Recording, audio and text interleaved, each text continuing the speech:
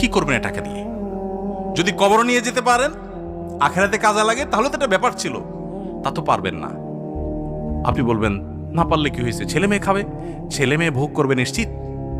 বহু মানুষ সম্পদ রেখে চলে গেছে, তার ছেলেমেয়েরা ভোগ করতে পারে নাই, হাতে বুতে অন্য মানুষ খেয়ে ফেলছে, আছে না নাই? সবচেয়ে বড় হতভাগাকে জানেন? আল্লাহর জমিনে সবচেয়ে বড় দুর্ভাগা, সবচেয়ে বড় বেয়াকুব এবং নির্বোধ মানুষ হলো সে, যে যাদের জন্য চুরি করবে তারাও সে দায় নিবে না। কিয়ামতের দিন ছেলে আয়সা বলবে না, আব্বা চুরিদারি ডাকাতি 2 নম্বরই যা করছেন, ঘুষ সুদ যা খাইছেন আমাদের জন্যই তো খাইছেন, আল্লাহ আমার আব্বারা জাহান্নামে দিয়ে না, আমাদের নিয়ে যান। বলবে না ভাই, কোরআন বলেছে ইয়াউমা ইয়াফিরুল মারউ মিন আখিহি ওয়া উম্মিহি ওয়া আবিহি ওয়া সাহিবাতিহি ওয়া বানি। সন্তান বাপকে দেখে মাকে দেখে পালাবে, যে না জানি আজকে কোনো কিছুর জন্য ধরে। সবাই ইয়া নাফসি করবে। যাদের জন্য চুরি করবেন ওরাও দায় নিবে না, আপনার মতো